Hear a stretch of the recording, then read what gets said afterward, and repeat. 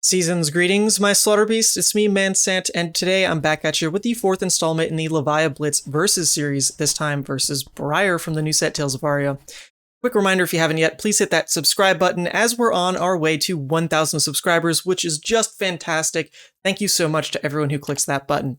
So let's just jump into the video.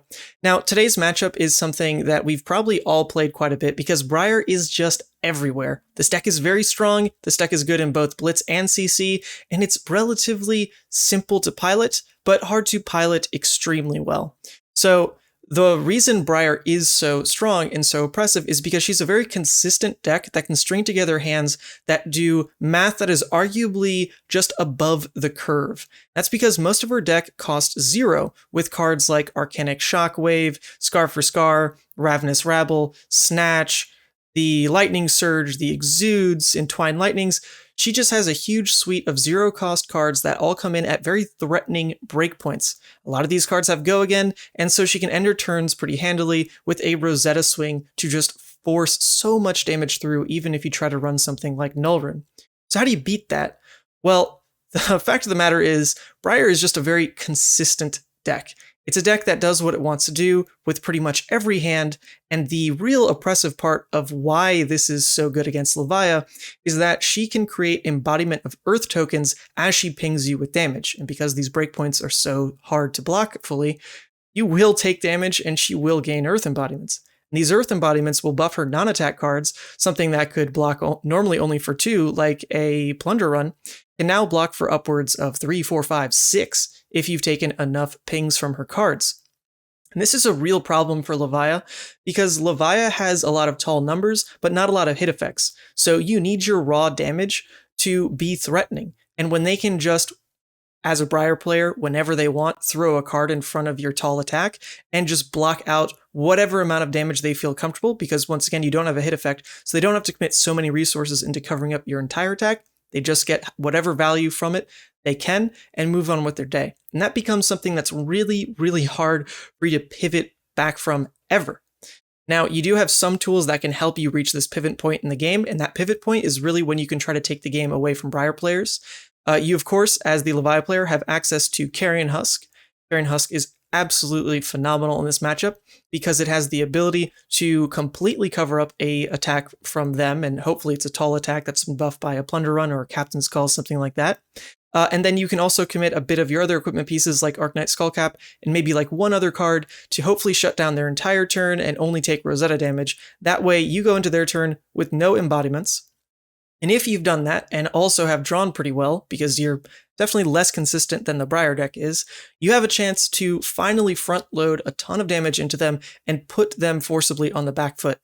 This doesn't happen every game, but it is how you win. You just have to find that pivot point where you can have a good aggro turn into a turn where you shut down their embodiment of Earths.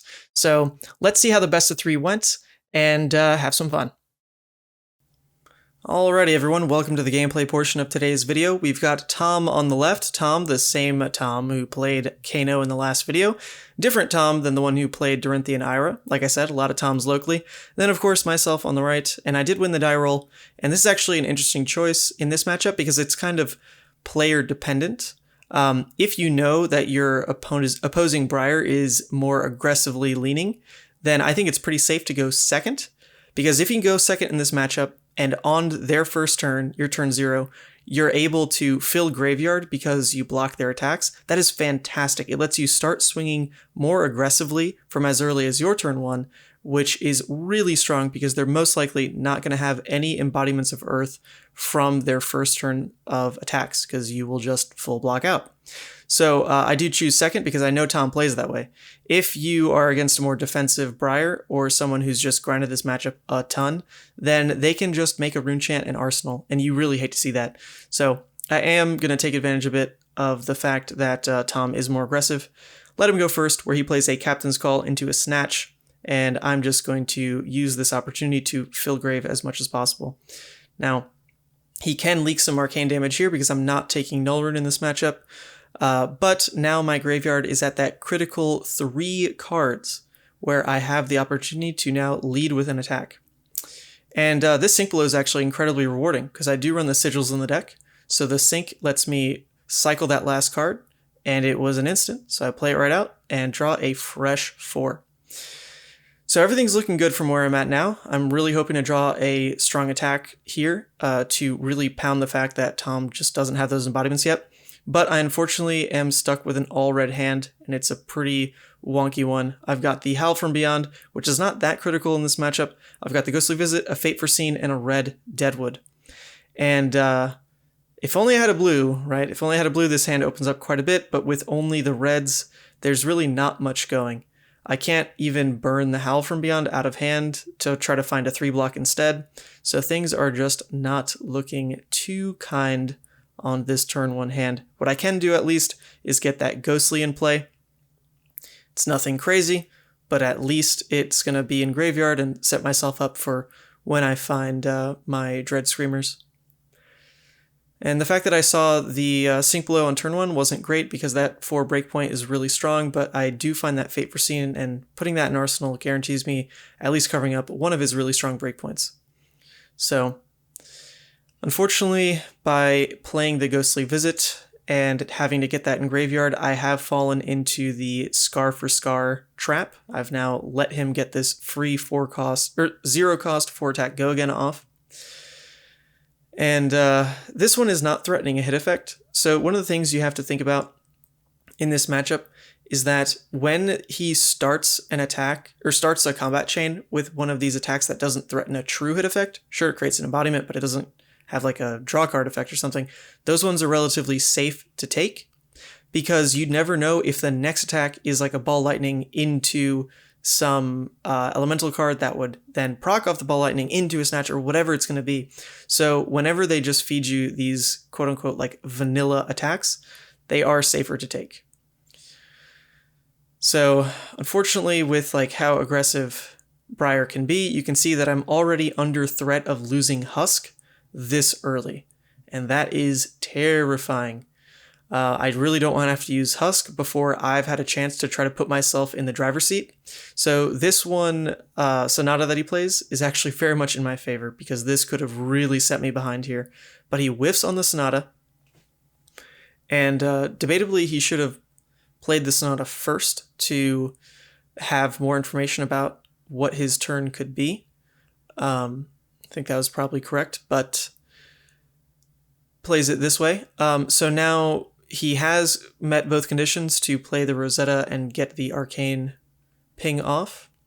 So that is where he's going to push his turn.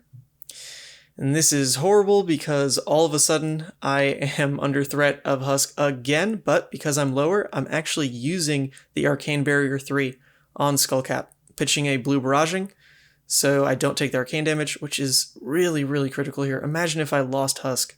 Gosh, that'd be horrible.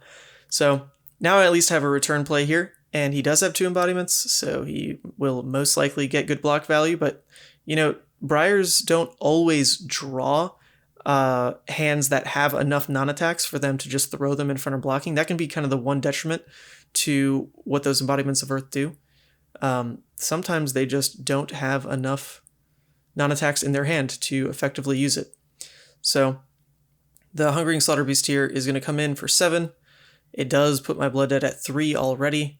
I hit all 3 Blood Debt cards there. So with that, 5 damage is getting pushed through, and this is good, right? This is what I'm talking about, where you want to be on the you want to be winning the damage race before you commit your Husk if you can. That's how you know you're really in a winning position in the game. Because if you're behind and then have to throw in Husk, then you're just living on a prayer. You're hoping that that did enough to get you back in the game. But if you're ahead and throw in Husk, you're using that Husk to maintain your advantage. It feels a lot more powerful when you play it that way. So Tom, once again, going in for this Sonata here. This is the second one, so that is going to be it in the Briar deck. Of course, only 2 ofs in Blitz. And it is another whiff, so not great for Tom. Just saying, this Briar list is the one taken from Arsenal Pass. I don't believe it was touched at all, so blame the ratios on them, not me or Tom. He does make the Embodiment of Lightning, so this can set up his turn to still be very, very powerful. So we'll see where it goes. Also, quick note here, I'm using my copy of Skullcap, and since I build the decks for my opponents as well, we did have to proxy the Skullcap, so that's why the the cracked bauble has that text on top. I forgot to print out a proxy. So yeah, when Tom plays this attack out here, what he's really doing is threatening my Carrying Husk, because he's already now fulfilled the conditions of swinging Rosetta, and if Rosetta's arcane damage goes through, which of course it will because I don't have the arcane barrier on Skullcap enabled anymore, I will lose Husk. So the consideration now becomes, do I use Husk because it's under threat this turn anyway, or do I read Tom and think he's going to dump more into this chain of attacks and I can potentially squeak more value from the Skullcap on a block further down the line? Now, I think most of the time you really should just block with Skullcap or with Husk here, but this is when knowing your opponent from locals is really valuable, because I play with Tom a lot and I know that he is just going to try to dump his whole hand and make this turn as wide as possible. He likes going aggressive, and so I can abuse that a little bit just by having knowledge of how he plays to hold Husk here and probably feel pretty safe. But of course, he can always spice it up and punish me with Rosetta. So do I play greedy and get rewarded if he plays greedy? Or do I play safe and get rewarded if he plays smart? So we'll see how this line plays. But if we're looking at my hand, I actually do have a decent turn to try to go aggressive. Forgot to mention before, but I did banish the Howl from Beyond. It is sitting there in the banish zone. And then I have 3 blues and a Writhing Beasthulk. So I do have potential here to try to push a great turn. It's nothing close to how good a Blood Rush would be. Blood Rush would be incredible on a pivot turn like this, where I'm under threat of Husk anyway. So I don't have all the say in the world to really control my use of Husk at the exact moment I want, but at least my hand has some aggro threat to it. So here's the read on Tom. Like I said before, I know that he's just gonna pump through as much damage as he can. So now I get rewarded with the Carrion Husk later down the line because it does cover up what would have been the Ball Lightning proc. So I don't think everyone should play it that way, but when you know your opponent, you can read a little bit into how they play. So now we go to my turn, and I committed that Fate Foreseen, and I committed that Husk for Tom to have 0 embodiments, right? And I was already ahead going into this turn, and now I have another chance to really push damage into him when he has no embodiments and can potentially even threaten 11 damage. That is not unheard of for Levia. I mean, a lot of hands can push 12. So off this kind of hand, I will have to roll Scabskins. If I don't, then it's probably just safe to lead with Dread Screamer and hope that it works in that fashion, but I can miss. I do have, I believe, 3 misses in the graveyard. So I don't necessarily want to have to go for that line, because if I can roll Scabskins and instead get more value off of playing something like the Howl Beasthulk Ghostly with 2 actions, that tends to be pretty strong.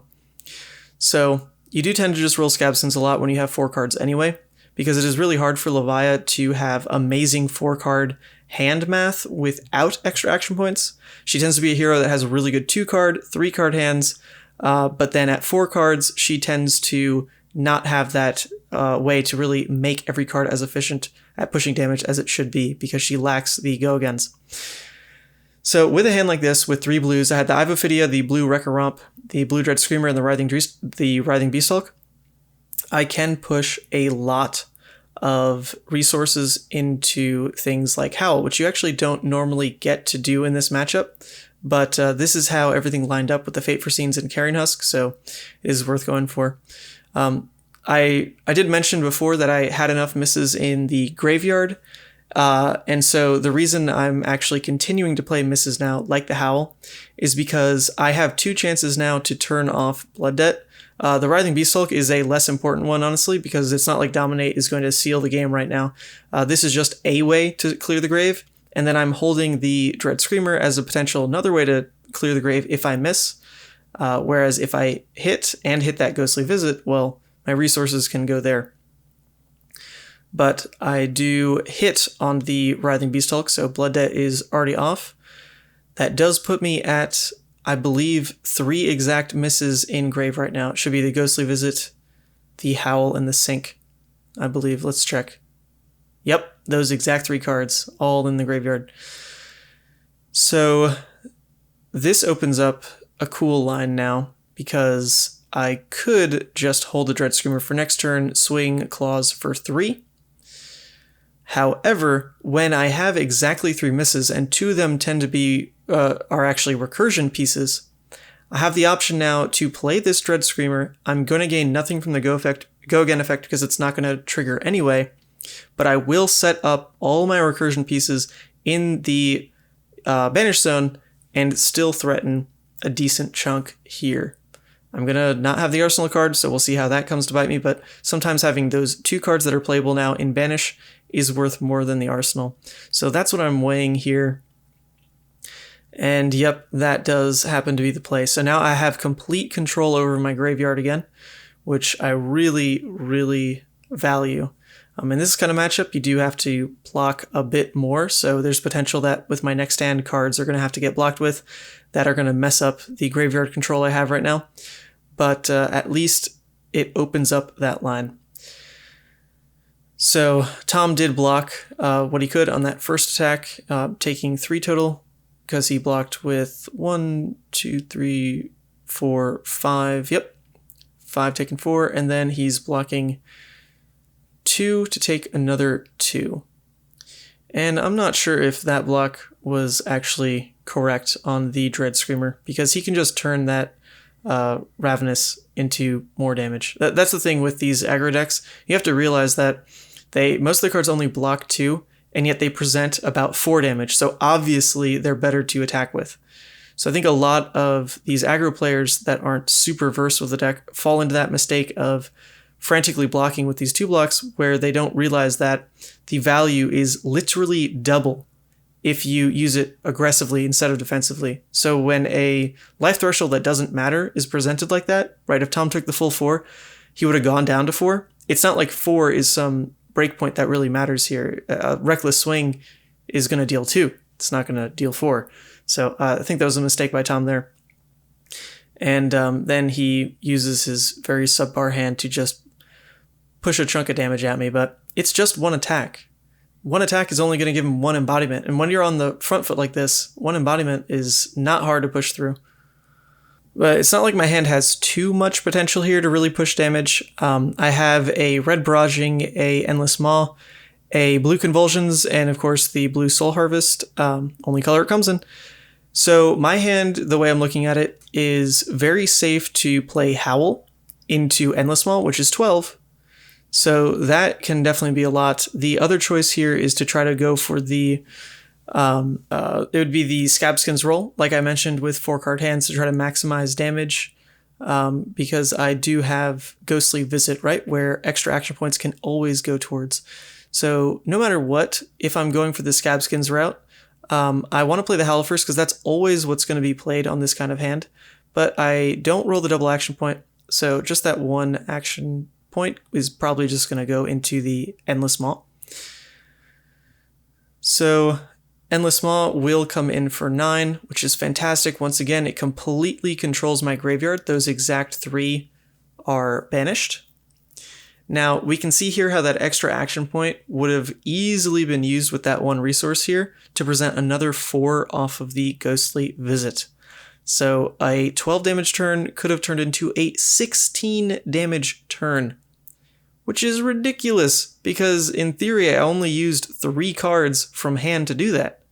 I would have used 2 recurring pieces in the Howl and the Ghostly, but that's 3 cards in hand for potentially 16 damage. Of course, I would have had to roll Scabskins, but that is the upper limits of what Levia can do, and it's just fantastic if those plays work. Didn't work in this case, but 12 is still a pretty happy number when Tom only has 1 embodiment and is on the back foot. So he is going to block with the Skull Cap, still presented with 11 damage here. And this is the problem with Briar, right? When you do force these cards out of their hand, then they have less opportunity to make an overwhelming amount of the Embodiment of Earth tokens. So this just continued pressure puts you back into the game with every turn that they do block with cards. So he goes ahead and blocks another 6, blocks the 7 total, so you go down to 1. And of course, super comfy whenever they're in reckless swing range. All you have to do is dig for that card. And I've definitely not pitched it yet this game. I don't remember if I saw it off the Fate Foreseen or the Eye of Ophidia. So there's a good chance that it is coming. So Tom doing what he can, just coming in for 7, but this is where it just gets ridiculous, right? He can quite literally play this into Rosetta, and I can commit 0 cards from my hand and just block with a piece of equipment and survive. Or actually, I might have to block with 1 because Skullcap won't be active. But it's amazing how far ahead I am in this game here, and this is really how you need to get ahead in this matchup. You need that extra aggro turn advantage with the Husk, like what came up in this video. I mean, however, the Sonatas did whiff, so that is quite a big difference of life. We're probably looking at around 8-ish damage difference if those Sonatas had hit. So that is a little bit skewed right now. But it's not like I also got overly rewarded on the scab skins. So full blocking that because my hand just can't use those cards as efficiently anyway. When he comes in with Rosetta, of course, it's not threatening any kind of embodiment, so it's pretty safe to take. And then my turn is beautifully lined up here. I have the Writhing Beastalk with that barraging that I kept from last turn, and this is a fantastic combo to just know that you have game here. There's quite literally nothing in his deck that is going to save him from a 10 dominate. So we're looking at game 1 right there. Strong showing for Levia, strong showing. Cool. We will see how game 2 went here. Game 2, I do remember being more interesting. Interesting, that is to say, frustrating, but we'll live this one together. So on game 2 here, Tom has the choice of whether or not to go first or second, and of course, he saw what I was able to do from going second, so he's going to pass me the ability to go first. And if I don't have that decent turn 1 play, then my deck's not really doing too much. This is one of the better turn 1 plays, is a way to fill graves, so I'm happy with this kind of hand. It's not as amazing as a red Deadwood, but I am going to fill grave proactively here, pitching that Doomsday. Still swinging 6, which does demand 3 cards. Look at that. I didn't get to peep Arsenal, so that is my bad, but we'll see what that card is hopefully soon. As these games go on, I've been trying to get better at showing the camera what's going on here, but unfortunately, my back is to the wall, so the light just is not great right here. All right, so then we're going to look at Tom's play into us here, and this is what can be a little bit stressful, is that if the Briar has a really strong turn 1 into you and is able to build up a couple of embodiments, then this puts you on the back foot quite quickly, because you need to be able to not dump too much of your hand into blocking here to still present a decent threat to try to get ahead on that damage trade. But if you don't commit a lot to blocking, normally you are going to start taking damage from the breakpoints that Briar has, and that of course builds up their embodiments. So Tom here is, interestingly enough, only went for the Exude. I didn't even catch that at the beginning of this turn. He only went for the Exude, so it didn't even have go again or anything. But that is kind of the nature of what he drew there. He only had the 1 attack. So I think he was hoping that I just didn't overblock it like I did, because he had the blue to try to buff it. So, yep, going into my turn here with a Scabskins roll. And this is actually because I thought I had the Boneyard Marauder in hand for whatever reason. I had just blocked with it, but that was just a straight mistake. I had Hungering Slaughterbeast. It was supposed to be the Boneyard. So it was getting late, so we swapped that real quick. And then that is going to be a blue pitch into the Claws. And this is just to be resource efficient, right? you get to pitch a blue. The Boneyard cost 1, so might as well try to fit in a claw swing here. I normally don't like to roll these Scab Skins when it only equals 3 damage, but no damage had been dealt in the game yet, so I felt like it was a bit more relevant to try to push something, especially since he didn't have embodiments yet. I had the potential to trade a little bit more here. So that first Mandible Claw does come through, and the Boneyard now is going to get blocked at least by 4 with the Proxy Skullcap and the Grasp, and he does throw the Ravenous. And this is what I mentioned last game about how those aggressive cards just straight up have double value if you attack with them. So once again, pretty questionable block.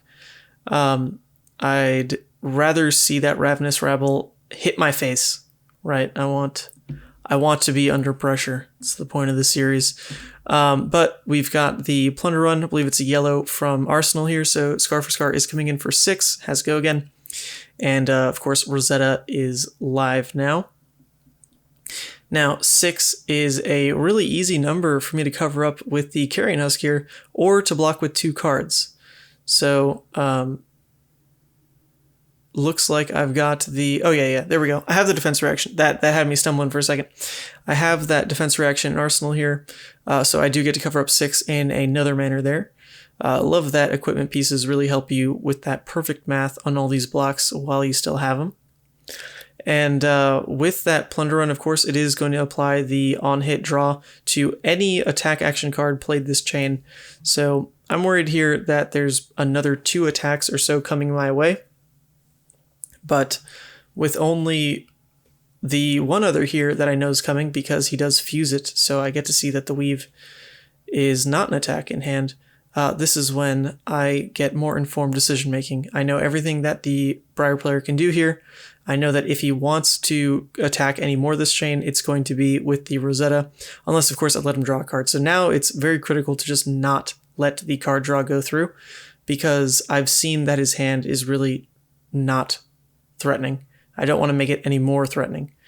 So the unfortunate part, though, is that my hand is incredibly awkward, and it is one of those turns where I'd really love to use Hope Merchants, but of course I don't have it in this matchup because you need the extra block to prevent those embodiments and other hit effects.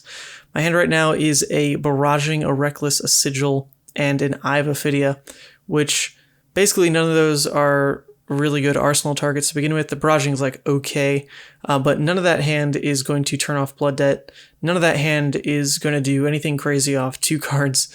It's pretty much just a swing clause type of turn. So when he comes in for that 4 attack, I pretty much know, all right, well, my hand sucks anyway. I might as well cover up the hit effect here, because that Plunder Run, of course, is still threatening. This really just makes my turn horrible, but I'm really ahead on life. So by playing the Reckless here, of course, I know it's not going to hit, no matter which of those 2 targets it was, but I am covering up the 4. And then if I had hit the Eye of Ophidia, that is me putting the Barraging in Arsenal. If I had hit the Barraging, then my Eye of Ophidia is just going to go to a Claw Swing. So really just trying to make the best out of a terrible situation. That hand was atrocious. And with only 2 Blood Debt, right, that what I meant to say earlier with the large life lead here is I know that that's kind of the end of his turn, or he pitches and swings Rosetta. And when he plays a card like Weave Lightning, I would love if he pitches it and swings with Rosetta, because that card can be so much stronger in Arsenal. But playing smart, he does put that in Arsenal. So I'm a little terrified with how bad this hand had ended up being. So the Mandible Claw does allow me, being able to pitch in a Mandible Claw, rather, does let me at least opt a bit with the Eye of Ophidia. Looks like I see a Howl from Beyond and a Ghostly, is that right? So the unfortunate part right now is that I haven't played enough attacks yet where my graveyard is under better control, better management. So when you see misses like that, it's a little greedy to try to hold them and make them playable. So I'm going to go ahead and put that Howl on the bottom, but keep that Ghostly on top. Ghostly is the better of the 2 in this matchup. So The Pulse of Candlehold, not going to do a lot for Tom. It's really for the longer game plans, or against the longer game plans rather, where you can set up cards back in your deck, or in these really aggressive matchups where you're just kind of slamming full hands into each other. That card, because of the extra block with all the embodiments, can be really good. But of course, that's not the position we're in this game, so he's just going to cycle it out. Not bad, not bad. So yeah, very subpar turn from my end, but we have the chance to claw it back because we do have the life lead, we do still have Husk, and he did block a card from hand, so we know at least that we're not playing into a super strong 5-card hand. That would be the nightmare scenario. So he's going to lead with that Weave and the Captains, so this is going to create that embodiment, and this is still a really strong play so far. And then coming in with the Lightning Surge. So it is coming in for 9 with Go again, but there's no real hit effect, so it's just raw damage. And his next attack is either probably dealing 4 no matter what, whether it's an attack or if he pitches into the Rosetta. So from my position, I'm really not that threatened by this turn. He is going to present like good damage, but it's not a play where I will have no chance to come back, at least. So gonna go ahead and get that value out of Ghostly, blocking with it and getting it into grave to potentially banish later. And then with the rest of the hand here, it looks like I also have that Fate Foreseen, of course. Can try to be greedy with the Fate Foreseen. Hold it for an attack further down the line, or just gain value out of it here. Gonna go ahead and Fate Foreseen. Wow, it looks like I'm really disrespecting the camera this game. I'm not showing anything nice to the camera. That is my bad. I do apologize. We had to play, once again, 2 best-of-3s, and I had to splice together some games. So I believe this game was actually like way further along in the night. But I did have to get a loss in here. You know, Levia really doesn't win every game. Gotta show the losses. Oops, I might have spoiled it. Yes, this is a loss, but you know, if you just look at the slider, you know that there's 3 games. I have to lose one. So yeah, that's this game. So let's see how the downhill happens. Because honestly, like looking at it early game, it's looking pretty decent. I did have a terrible turn. I had a pretty bad turn as well to try to combat his 5-card hand, but his 5-card hand wasn't anything special. So now we're back to the even playing field. Now, it is even life-wise, but he is the first aggressor here. So when he threatens damage, it's either, of course, landing or taking cards out of my hand. But I do have an Endless Mon arsenal, so at least my ability to block pretty heavy and try to come back with a strong 2-card hand, or even just the 1-card hand of keeping 1 and playing the Endless and just resetting arsenal entirely. That is a line I can go down. So I have decent options to try to come back into this, but when he goes wide, this is of course where my ability to throw back a decent size attack is diminished, because the more embodiments he creates, the less effective my attack is. So the Lightning Surge does not have Go again, is the thing. So this is the end of his turn, and I'm debating here, if he's ending his turn with 2 cards, does that mean he's holding an attack reaction? And if he is, then I'm going to get very punished if I don't use the Husk. So I'm going to try to just block 1. But I take 6 total. And this is really the epitome of a greedy play. I should have read that better, because obviously in casting it, I mean, I do have like Omnivision, I can see both hands, but that's just a read I should have anyway. There's no reason he shouldn't have an attack reaction there. So this is the danger of splicing together games, because you see me in a much more tired state. But hopefully this helps everyone else not make these similar mistakes. The other reason to try to not block that attack there was to, of course, get this Blood Rush play off, but then that means I should have just thrown the Husk to begin with. So really just wasted damage. And coming in with at least the Claws to start off the Blood Rush turn. As long as I've drawn into at least 1 more blue, then my Endless Maw is playable as the next attack here. And looks like, yeah, I actually have yellow and blue. So the yellow there is going to let me swing with the claw, and then the blue is going to let me finish with the Endless Maw. And this might be 8, might be 11. This is always fun to try to figure out. It's always, of course, going to be the 8 because of the Blood Rush, but then if it hits from its own effect here on the Banish 6, it is going to gain an extra +3. So this Blood Rush turn was potentially going to be 21 damage. Let's see if I hit it. And the big flip is a hit. Look at that. So it is going to come in for 11. So that was a 21 damage turn into Tom here.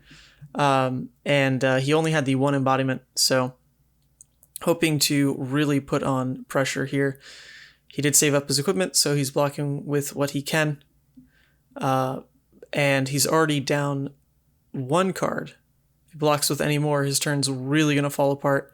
But I'm also pretty low on blocking equipment now, so I'm going to have a hard time really catching up and putting stuff back in Arsenal ever, because I just don't have that equipment to help me pivot with blocks.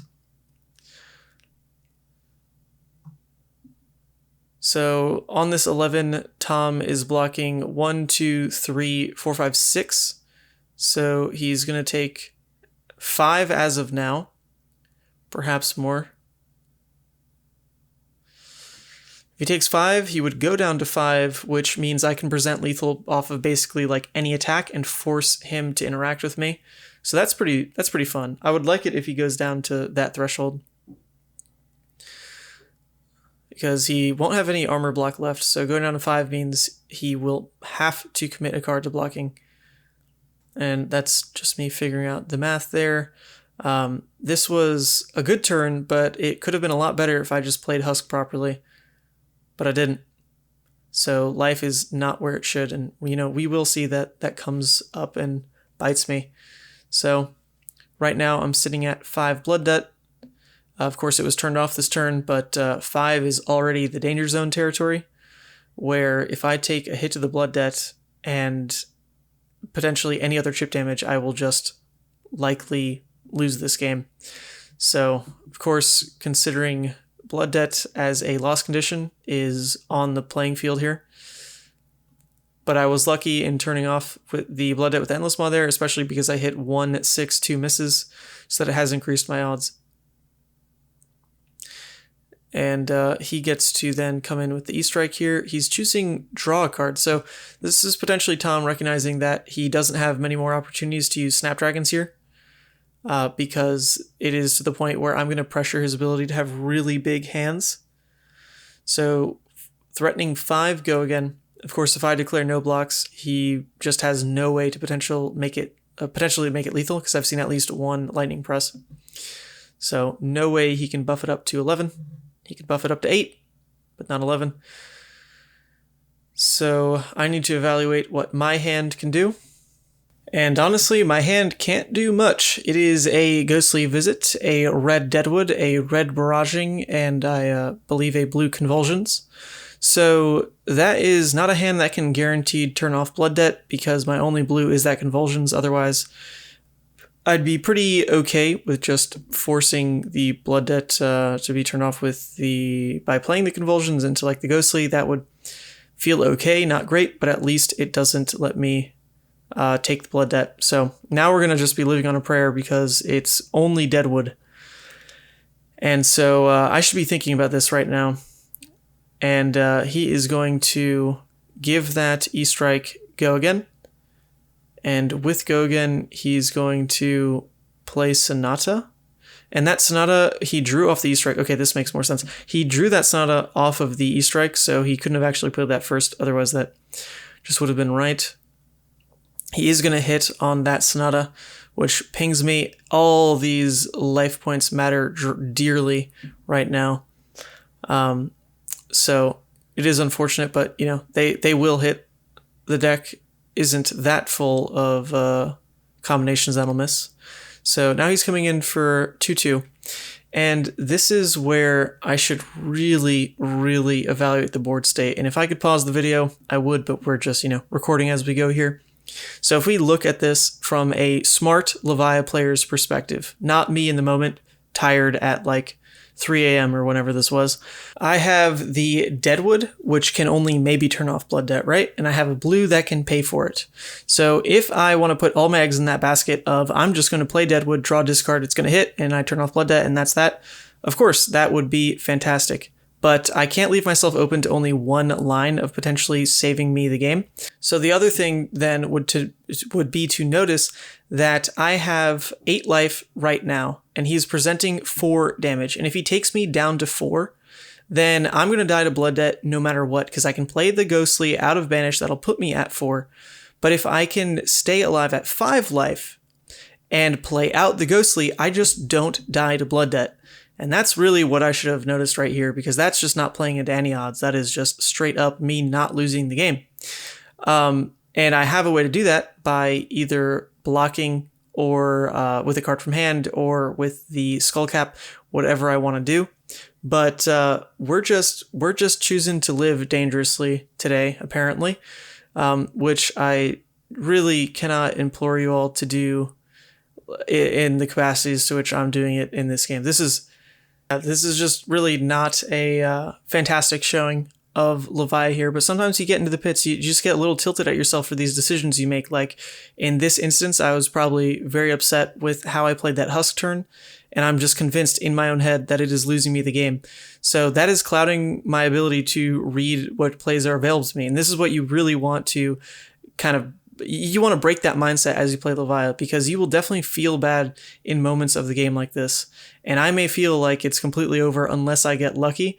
But as we just saw from reading the board, there was a way to stay alive. I mean, it's taking luck out of the equation. It doesn't mean I necessarily win, but staying alive means you didn't lose yet. So instead of thinking about all that, my fatigued brain is thinking of a line that actually doesn't work. So let me explain what was going through my head here. So basically, what I'm thinking about is if I can just overload the amount of pressure presented this turn, then I can still just win the game. So I know that the red Deadwood would be coming in for 8, and the Ghostly would be coming in for 4, but then potentially if I can weave in a clause, then it would present a total of 15 damage this turn, which is 3 above the curve. And so if he has at least 1 non-block in hand, I win. Now, that play will actually never work, because what I'm banking on is that I play the Deadwood and keep the barraging in hand so that I draw a blue, discard the red barraging, and then with that blue, I'm able to swing claws. It'll have Gogan into Ghostly. But this doesn't work because the claws actually only have Gogan if you draw, discard a 6. So I just was not thinking about what was actually realistic. I was thinking about a Hail Mary, a pipe dream that actually just isn't there. And funny enough, I was actually close. Because I did draw a blue barraging, but I discarded that one. So if I had discarded the red, I would have tried to go for that play, and hopefully myself or Tom would have caught that. Wait, that doesn't quite work. The claws won't have Gogan. And I think he actually has full Oh no, look at that. He does have the Ball Lightning in hand, which is that non-block that I would have had to hope and pray for. So it actually was like kind of coming together for me, but a legal play. So don't think too hard about stuff like that, because you'll find yourself in holes that just you can't actually escape from. So that we are going to dip into game 3 here. So this one is actually part of the proper best of 3 that was played alongside the first game. So it was a lot more chipper. This is earlier in the night. And that means we've got Tom once again choosing who goes first or second here, and he gives me first again. So he is fortunate this time that my first turn hand really, really has nothing going for me. And that's because I have the Doomsday, the red Deadwood, and then 2 6s, but they have Blood Debt. So the problem is I really love playing Deadwoods early, right? But when I draw discard and the only other cards in hand are these 6s with Blood Debt, it really sucks because if that's the card I draw discard, I'm forced to banish it because nothing else is in graveyard yet, and that starts my blood debt counter right away. But instead, I do draw a miss, which is fantastic, and that is what I discard, so we're going to say goodbye to a blue barraging, and I get to keep the Endless and the Boneyard in hand to better set up an arsenal. So turn 1 is going really, really well now. It had the potential to just go completely south and start the blood debt clock when I didn't want it, but that is not what happened, thank goodness. So now we see Tom choosing to block, not very well. And this is always questionable for my part. I see so many players do this actually, where on turn 1 they just hold hands.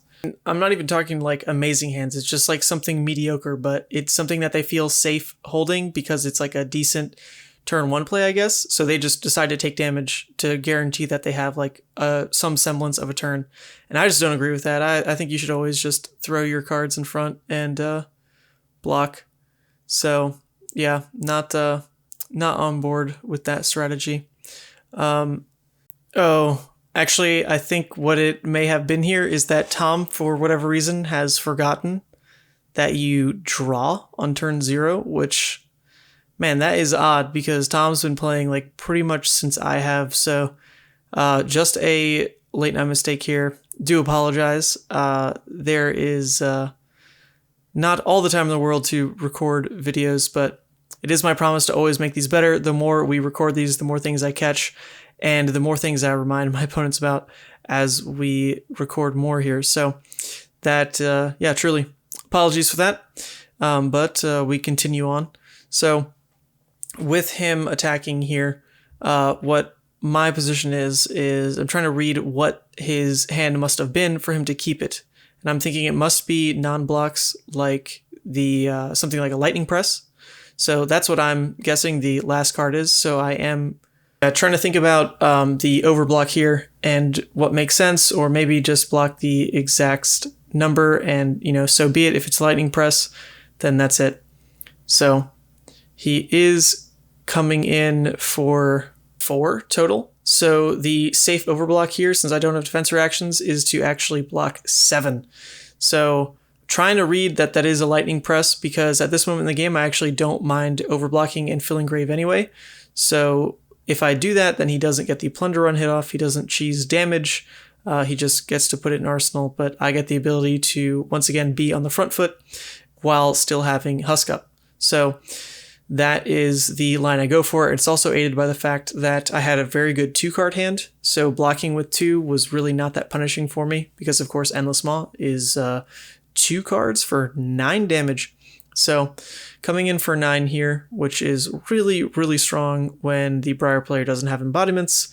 Really, really strong when, of course, I was able to still block so heavily, even get away with an overblock. And he's just then going to consider dumping a ton of equipment in front of it to try to salvage an aggressive play. But man, it sucks to say, but I do think missing that card draw at the start of the game is really just going to change the pace of what Tom was able to do here. So it is only going to take 2 because of the equipment and dumping 1 card there, and it was the card that I saw off the Ravenous Rabble anyway, so it's not like I've gained any kind of information off that. I knew that it was in his hand anyway. But if we look at my hand here, I've got 2 Convulsions of the Bells of Hell blue and a Blue Dread Screamer, and then a second Boneyard Marauder because I've got the other one in Arsenal. So really awkward hand to use efficiently here. I just have a lot of resources and nothing to do with it. So, of course, the best line that probably opens up is trying to go for 9 damage off of 2 cards and 2 action points if I'm going to go ahead and roll Scabs. Since all my pitch is blue anyway, I might as well try for it, right? Boneyard into pitching blue leaves me with 2 for the claws. So, as we go into the blocks on Tom's turn here, that's all I'm trying to keep is 2 cards in hand. And then when I see him reveal this Arsenal card, I'm just kind of going over, okay, so it wasn't a Lightning Press, it was a Ball Lightning, which is another 0 block, and potentially something I should have anticipated as being more likely than the Lightning Press, because there are just more of them in the deck. So then he comes in here with the ball, the entwine, of course, fused with another ball, so it'll have Gogan and threaten that extra on hit. But I do have a bit of a life lead, so I don't necessarily have to throw everything in front of these attacks. These aren't like true hit effects. Of course, it's extra damage that I don't want to take if I don't have to. So with this hand, of course, the two blues just aren't doing anything. So then the debate is which blue is more important. And I think Dread Screamer ends up being more important because the threat of going wide is something you can do more so in the game than, or at least in more points of the game, than trying to just dump your resources into a end game like dominate scenario. So going to the bottom of the deck like isn't honestly something that's super relevant in this matchup because you're really not going to get there. But yeah, in this matchup, I would like the Dread Screamer back in the deck over the Convulsions. Plus, of course, it's a Blood Debt card, and if I block with it, then there's the potential that the Blood Debt will tick me. So by putting the Convulsions in, it does avoid that fate. And I roll Scabs here, and I'm rewarded with the 6, but, can't actually use all these resources. If I'd kept another blue, then yeah, I could swing with another Claw, but I'm never going to plan for a 6. Like, truly, you should have plans for the 1 action point, and then kind of high reward plans for the 2 action points, but really don't do anything extra to have those 6 action point, or those D6 landing a 6 turns line up. Like, don't go out of your way for that. It's really not something I ever expect. But then again, you do run 2 ghostly visits. So sometimes you roll that 6, the 2 ghostlies are there, and then boom, you just hit them. So, it can happen, but you don't play for it. So this is what I mentioned earlier. My hand just becomes 2 cards for 9. And I do want to scare him a bit by showing him the Boneyard from Arsenal rather than the one in hand, because I'm not ever really sure how opponents evaluate the Levia player, how they read what's potentially in their arsenal. But I'm thinking here, if I show him this Boneyard, then perhaps he thinks when I lead into a Blood Rush turn, I'm not going to be able to end with the amount of damage that I will. Because, of course, if I have a Boneyard in Arsenal, then it's basically a guaranteed 18 damage turn. So I want to reset that Arsenal here so he thinks it's most likely not another Boneyard, because I just played one, or played that one in Arsenal. So that way, yeah, when I do get a Blood Rush, if I get a Blood Rush, he's not sure what that last attack will be. So just trying like a little bit of mind games. I don't ever think it really matters. I'm not sure how many people really think about that kind of thing. So instead we go over to what Tom can present, and it is just starting with the Plunder Run E-Strike. So he's going to E-Strike for 7, threatening the Plunder Run draw, and I don't know if this is correct either. I think with a Plunder Run like this, you just go for the Arsenal Plunder Run, come in for 7 anyway, because there's no guarantee that like what you draw is actually an Arsenal target. I mean, in Briar, like pretty much everything's fine in Arsenal, so there is that. But the Plunder Run in Arsenal guarantees that buff of the attack next turn and a guarantee of a non-attack, so I think it's just more value to have Arsenal that than play it here, but that's what he goes for. And we see, and this is interesting because Tom actually puts a lot of time into Briar, so it's interesting to see how he's playing this, because I would deem him our kind of local Briar player. And we see my options for blocking. I'm just thinking about that same thing. Like, does this Arsenal card really matter? So what I want to do then is just block for Husk. So I'm fine taking like 1 damage if I want. Or rather, no, I can't even take the 1 damage because that would threaten Husk. So the question just is use Husk or not. And I have at least 2 cards that are okay to block with, so I might as well throw in another equipment piece to just save Husk for next turn. Now, what he does have as an option here, and this is something that he's talking through actually, is that he can Snapdragons, Aether Ironweave, and force me to break Husk right now. And if he does this, well, he would have to swing Rosetta with 2 resources, right? But if he does this, this is a huge, huge punishment of the fact that I didn't use Husk on the E-Strike. But it is a huge commitment of resources and basically does not give him another kind of cheeky way back into the game. He's just going to be down 2 armor pieces to trade my 1, and I'm only going to take 2 damage from the play because I will go ahead and block Husk on the Rosetta. So we're just talking through that, and he is going to go for it. Yep. And this, it's going to say goodbye to Husk. So that is a decent line, at least. Make me use things inefficiently, and I definitely wasn't expecting that. So do take the 2 damage. Things are now equal, but I've got 2 cards and Arsenal still. So I also have a Ghostly Visit in the graveyard, so the more proactively I banish that graveyard, I'm just happy about it. Let's go ahead and get that recursion package working.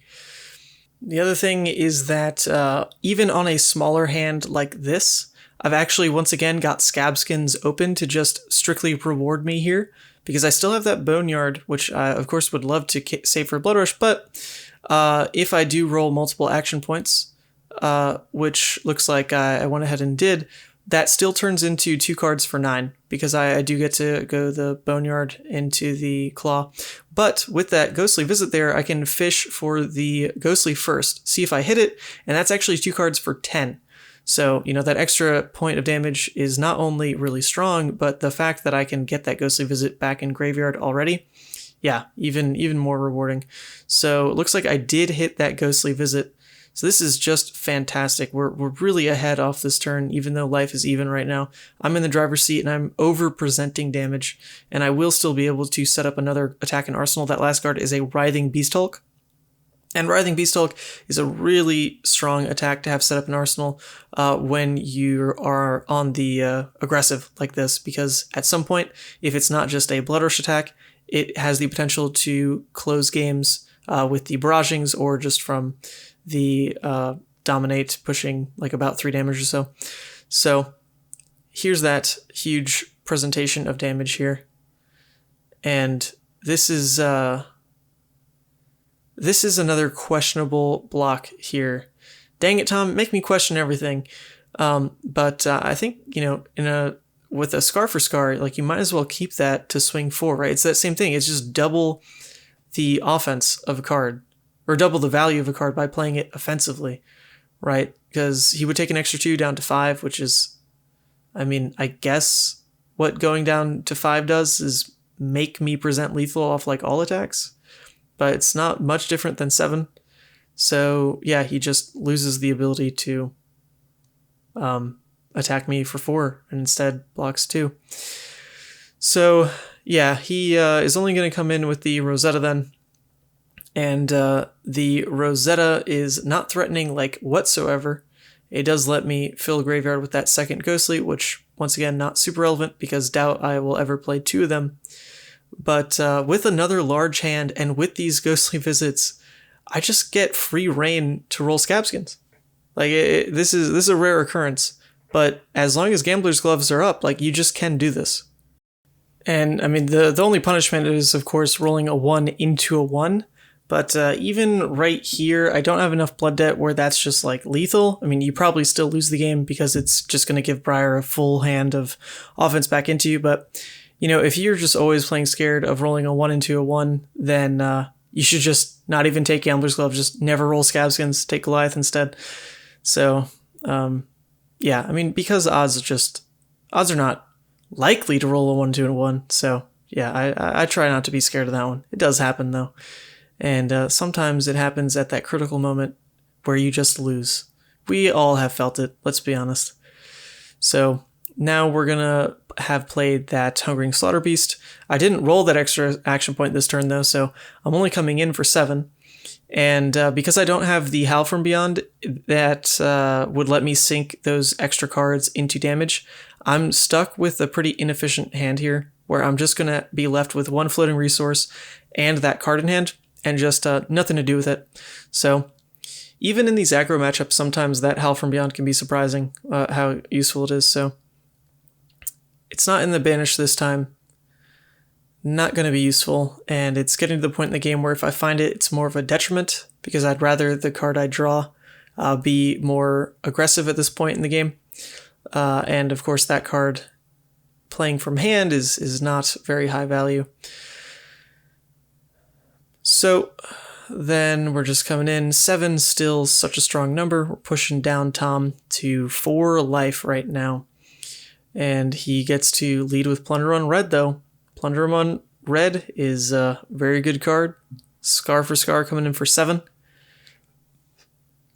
And, I mean, the hit draw effect is relevant here. So I am fortunate to have the 1 block on the Scab Skin still available to me if I decide to full block this. But of course, if I do, and then he comes in with another attack anyway, it will threaten the draw off Plunder Run, and I will be out of options to effectively block and still turn off Blood Debt. So there may just be a commitment to, you know what, just take the damage this turn and get to that life threshold where I just don't die. Might get close, but I might also be able to have the cards I need to stay on the front foot, overwhelmingly so. So, gonna go ahead and hope that that second card is not an attack. If it is, like I said, I do get punished because very little I can do to stop that Plunder Run hit. But what we see from the God Cam here is that it is an attack, but it doesn't have Go Again. And of course, he's used his Snapdragon. So if he does throw that last card out here, yes, he will draw, but then he's just cycling Arsenal cards, basically. I still think it's probably the right line to go for, because pretty much everything is live to Arsenal other than like the Pulse of Candlehold, really. So he is thinking long and hard on that one, because it is a Lightning Surge, and Lightning Surge doesn't have innate Go Again. It has to be played from Arsenal, so it's actually a card that is going to gain significant value if he does Arsenal hit here. So he's weighing those options. Of course, I'm still scared of an attack that has innate Go Again, but he hasn't played anything immediately, so that basically tells me it's a tough choice. It can't be anything too easy, or he would have done it by now. But speaking of easy, I definitely have it easy. I have a blue and a red Dread Screamer in hand. And with the Ghostly Visits in the Banish Zone, this is just as good as it gets. It's another free turn of kicking back and swinging 10 damage off 2 cards. So, oh, whoa, wait, I didn't even remember that this happened this game. What did I say about that card being Pulse of Candlehold? That's like the only thing that he probably doesn't want Arsenal. Well, that is what he drew there. Well, that card, yeah, that card you probably don't Arsenal. I mean, he could play it to try to craft what he puts on top of his deck here, or he can hold it because it is a higher block value than any other non-attack in his deck. So that is going to be his call here, is to go ahead and use it to block 4. It's effectively a defense reaction at that point, and the game is a bit tighter. So, I mean, that's like decent value. Nothing too crazy. And of course, I am happy to see him struggle. I mean, you don't always get Briar players struggling like this. So, yep, he does decide to keep that in hand, and I just get the easiest turn of my life on my end. In the live game here, I was talking about trying to guess what that was, and I shouted Candlehold, and yep, that's definitely what it was. So anyway, like I said, easy play, kick back, relax, can't even miss on this graveyard. And I get to cycle those beautiful, beautiful Ghostly Visits.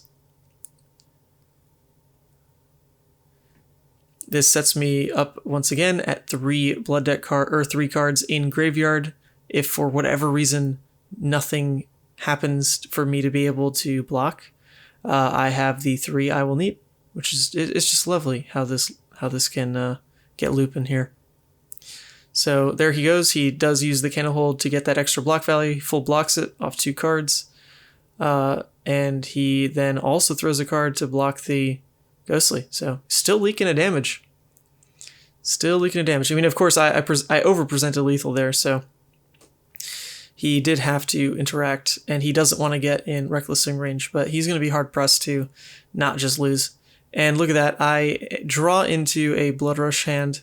And actually, last hand was a Blood Rush hand as well, but I decided to block with it because of the Plunder Run Scar that was coming at me. So, am rewarded with like just another back-to-back great Blood Rush hand though, so would have been overwhelming if I actually just played 2 back-to-back, but seeing 2 back-to-back is still quite nice.